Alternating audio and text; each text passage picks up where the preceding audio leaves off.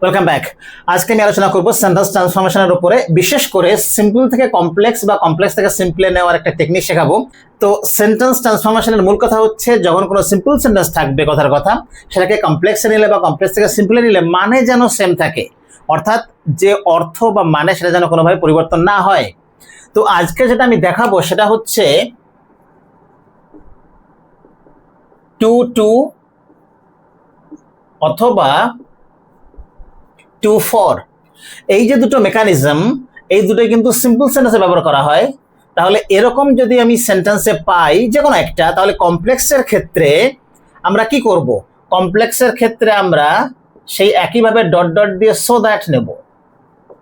আর একটা ভাবে কমপ্লেক্সে করা যায়, সেখানে সো দ্যাট কিন্তু কাছাকাছি থাকে, পাশাপাশি থাকে, তাহলে এটা কিন্তু অ্যাপ্লাই হবে না, হবে এটা। তো এই ব্যাপারটা আজকে আলোচনা করব।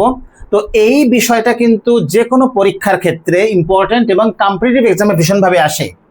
তাহলে একটু দেখে নেওয়া যাক যে এই যে টু এবং টু টি ডাবল ও এর অ্যাকচুয়ালি কি মানে।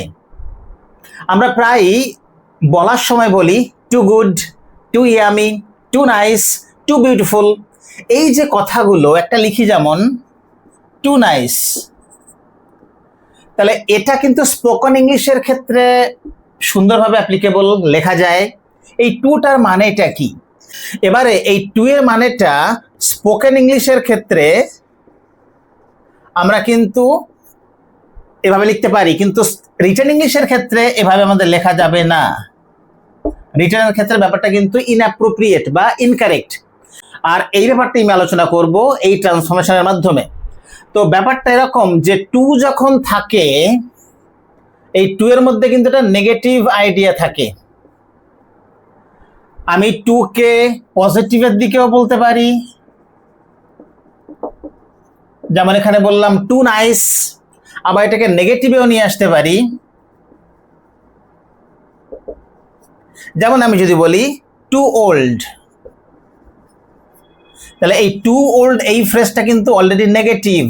শুধুমাত্র এখানে ওল্ড কথাটা পাচ্ছি তাই জন্য নয়, এই টু এর মধ্যে একটা নেগেটিভ আইডিয়া থাকে।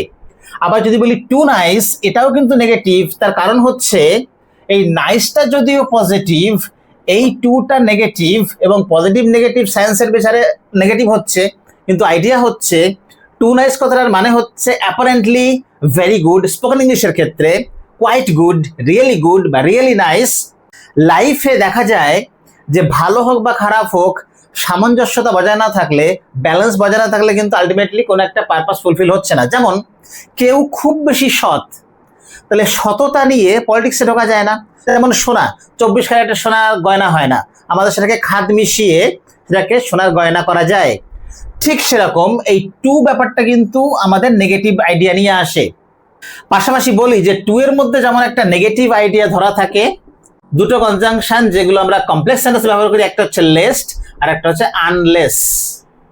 এদের মধ্যেও নেগেটিভ আইডিয়া ধরা থাকে, ফলে এই লেস্টের পরে আমরা যে সাবজেক্ট প্রেডিকেট ব্যবহার করব বা আনলেসের পরে যে সাবজেক্ট প্রেডিকেট ব্যবহার করব, সেখানে কিন্তু সবসময় অ্যাফার্মেটিভ ভার্বে লিখতে হবে, কখনো কিন্তু নেগেটিভ থাকবে না। ওকে, এটা খেয়াল করতে হবে। তাহলে এই দুটোর উপরে আলোচনা আমি পরের কোনো ভিডিওতে আসব। তো আজকে আমি তোমাদের জন্য ক্লিয়ার করি টু এর ব্যবহার। ওকে, কতগুলো এক্সাম্পল দেখে নেওয়া যাক। তাহলে দেখো, তিনটা সেন্টেন্স। আমরা প্রথম সেন্টেন্সে টু টু পেলাম, সেকেন্ড সেন্টেন্সে টু টু পেলাম, থার্ড সেন্টেন্সের ক্ষেত্রে টু ফর পেলাম। যাই পাই না কেন, আমাদের টেকনিক এক। তাহলে বুঝতে হবে যে এই টু এর মধ্যে নেগেটিভ আইডিয়া কিন্তু অলরেডি আছে। তাহলে এই তিনটা সেন্টেন্সই কিন্তু সিম্পল। এবারে আরেকটা ব্যাপার লক্ষণীয়, সেটা হচ্ছে এই টু এর পরে সবসময় আমরা কিন্তু একটা অ্যাডজেক্টিভ পাচ্ছি।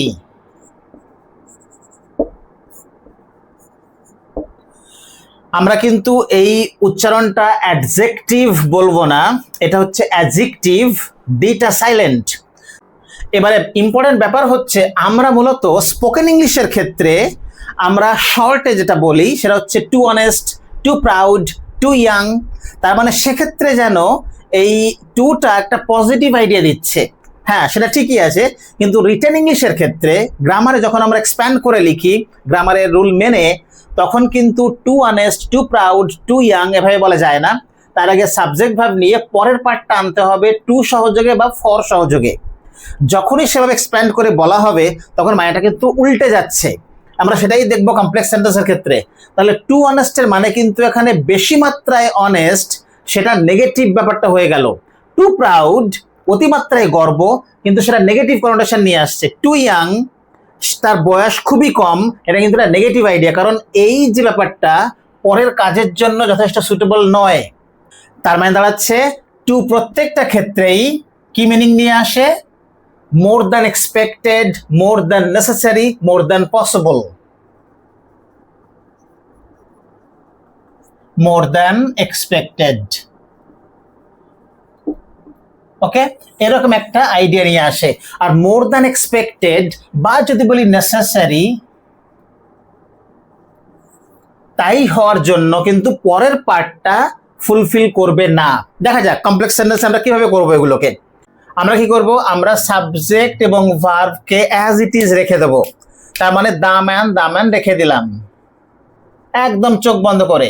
বেশ, এবারে এখানে বলে গেছি যে টু বা টু ফর তার ইকুইভ্যালেন্ট কমপ্লেক্সে হচ্ছে সো ডট ডট দ্যাট। তাহলে আমরা এই টু কে সরাসরি রিপ্লেস করব সো দিয়ে, লিখে দিলাম। তারপরে যে অ্যাডজেক্টিভ সেটাও লিখলাম। তারপরে এই যে টু, তার পরিবর্তে আমরা কি লিখবো? দ্যাট। তাহলে আমাদের কনজাংশনটা হচ্ছে সো দ্যাট। ওকে, তাই জন্য আমি এভাবে লিখেছি। বেশ, তাহলে the man is so honest, এই বেশি মাত্রায় অনেস্ট হওয়াটা কিন্তু এখানে নেগেটিভ ব্যাপার নিয়ে এলো। আমরা এই নেগেটিভ ব্যাপারটা কিন্তু সো এর মধ্যে পাইনি, আমরা এটা সো এর মধ্যে পাইনি, ফলে নেগেটিভ ব্যাপারটা আমরা কিন্তু সেকেন্ড হাফে মেনশন করব। তার মানে সেকেন্ড হাফে আমার একটা নট আনতে হবে। আর নট আমরা সবসময় আনি কোনো অক্সিলারি ভার্বের ঘাড়ে চাপিয়ে। সেই নটটা আমাদের আনতে হবে। নট এবং অক্সিলারি ভার্ব কিন্তু বিভিন্ন রকম হতে পারে, can, could, may, might, shall, should, will, would, even am is are, was, were, এগুলো হতে পারে। সেটা আমাদের বিবেচনা করে দেখতে হবে। তাহলে দ্যাট অবধি চলে গেলাম। এবারে ব্যাপারটা হচ্ছে যেহেতু কমপ্লেক্স সেন্টেন্স আমরা যাচ্ছি, কনজাংশন আমরা পেয়ে গেলাম এখানে, দ্যাটটাই ধরি, সো তার আগে রয়েছে। এরপরে কিন্তু সাবজেক্ট, ভার্ব, অবজেক্ট, অ্যাডভার্ব বা সাবজেক্ট প্রেডিকেট একটা পার্ট ফলো করবে। তাহলে এখানে আমাদের কি লাগবে? এখানে সাবজেক্ট প্রয়োজন। সাবজেক্ট আমরা কোত্থেকে পাবো? আমরা আগের সাবজেক্টকে রিপিট করব, দ্য ম্যান। তাহলে দ্য ম্যানের প্রোনাউনটা নেই হি। ওকে, তাহলে সাবজেক্ট পেলাম। এবারে ভার্ব নেব, তার আগে ভার্ব নেওয়ার আগে তাকে নেগেটিভ করে নেবো আগে, তার জন্য অক্সিলারি ভার্ব বা মডাল নিয়ে নেব।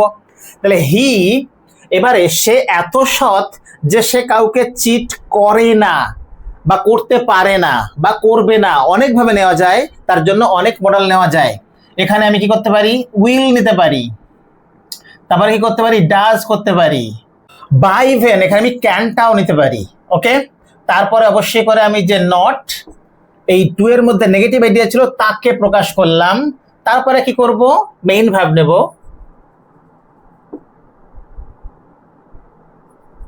এবং বাকি যা আছে সেটা বসিয়ে যাব।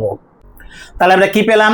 The man is so honest that he will not cheat anyone, he does not cheat anyone, he can not cheat anyone. তাহলে তিনটে ভার্বই এখানে কিন্তু অ্যাপ্লিকেবল বা কারেক্ট। তাহলে এবার একটা ব্যাপার আমরা খেয়াল করব, সেটা হচ্ছে টু অনেস্ট, যেমনটা আমি আগেই বললাম যে স্পোকেন ইংলিশের ক্ষেত্রে বলা যায়, মানে ভেরি অনেস্ট বা কোয়াইট অনেস্ট বা রিয়েলি অনেস্ট। একইভাবে সো অনেস্টও কিন্তু আমরা অনেক সময় স্পোকেন ইংলিশে বলি, খারাপ কিছু নয়, ঠিকই আছে। কিন্তু রিটেন ইংলিশের ক্ষেত্রে খেয়াল করো যে টু অনেস্টের পরে একটা পার্ট আনতে হবে, সেটা টু দিয়ে আনি বা ফর দিয়ে আনি। একইভাবে সো যদি সেন্টেন্সে ব্যবহার করা হয়, অবশ্যই করে তারপর আমরা অ্যাডজেক্টিভ নিলাম, অনেক সময় অ্যাডভার্বও আসতে পারে, কিন্তু সো দিয়ে কিছু একটা পার্ট জুড়লে তারপরে দ্যাট দিয়ে আর একটা পার্ট আসতেই হবে, এটা রিটেন ইংলিশের রুল। বেশ, এবার তাহলে 2 নম্বর দেখা যাক। এখানে আমরা তাহলে সাবজেক্ট হি কে বসিয়ে যাব, ইজটাও তাই করব, টু এর জায়গায় সো নিলাম, প্রাউড অ্যাডজেক্টিভ সেটাও বসিয়ে গেলাম, তারপর টু পাচ্ছি দ্যাট, তাহলে টু দ্যাট হলো, টি ডাবল সো হলো। এবার এখানে কোনো সাবজেক্ট নেই, he is too proud to ask for help. তার মানে এখানে কি হবে? দ্যাট ওই সাবজেক্টটাকে আমি রিপিট করব হি, আবার এখানে করব উইল বা ক্যানটাও নেওয়া যায়। তারপর আমি নট নেব নেগেটিভ আইডিয়া, যেটা টু এর মধ্যে থাকছে। তারপরে কি করব? বাকি যা আছে পরপর লিখে যাব। তাহলে কমপ্লেক্স ভার্সন কি পেলাম? He is so proud that he will not ask for help, or he cannot ask for help. এবারে third, she is too young for the role. দেখা যাক একইভাবে sheটা বসিয়ে যাই, she is সাবজেক্ট ভার্ব বসে গেল, so টুটা আমাদের সো হবে জানি, সেটা বসিয়ে দেওয়া যাক। তারপরে অ্যাডজেক্টিভ নাও, তারপরে ফর, এটা হবে দ্যাট। বেশ, এবারে যেহেতু এখানে সাবজেক্ট নেই আমরা সেই আগের সাবজেক্টটাকে রিপিট করব, she। এবারে এখানে কোনো ভার্ব নেই, আগে কিন্তু ভার্ব ছিল যেমন আস্ক, চিট, এখানে ভার্ব নেই। এবারে ভার্ব আমাদের সামঞ্জস্য করে নিতে হবে, একে বলে কলোকেশন। তাহলে she is too young for the role মানে কোনো অভিনয়ের কোনো একটা রোল বা কোনো একটা দায়িত্ব পালন করা সেটা। তাহলে she is so young that she is unable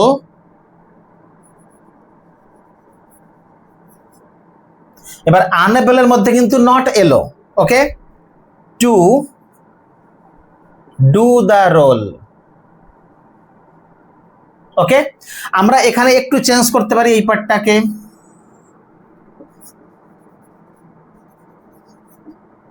she cannot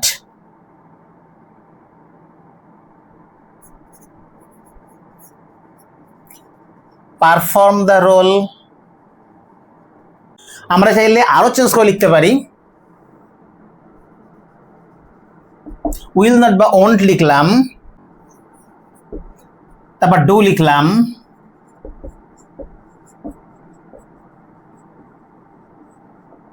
একটু অ্যাডভান্স হতে লেখা যায় won't do justice to the role, অর্থাৎ এই রোলটা ও ঠিক ফুটিয়ে তুলতে পারবে না কারণ সে খুবই ইয়াং। অলরাইট, ওকে, তাহলে খুঁটিয়ে খুঁটিয়ে পড়ো, লজিক্যালি শেখো, যাতে কিনা কখনো ভুলে না যাও এবং চাইলে আর কাউকে শেখাতেও পারবে। এভাবে কিন্তু ইংলিশটাকে চারিদিকে ছড়িয়ে দাও, ফলে ইংলিশ জানি না, ইংলিশ বুঝি না, ইংলিশ পারি না, এই ধ্যান ধারণা থেকে বেরিয়ে আসতে হবে। ওকে, এগিয়ে যাও, and I'll be back with many more videos for you so that you can watch all those videos, you can get better day by day every day, and of course you can be efficient enough to serve your country in the long run.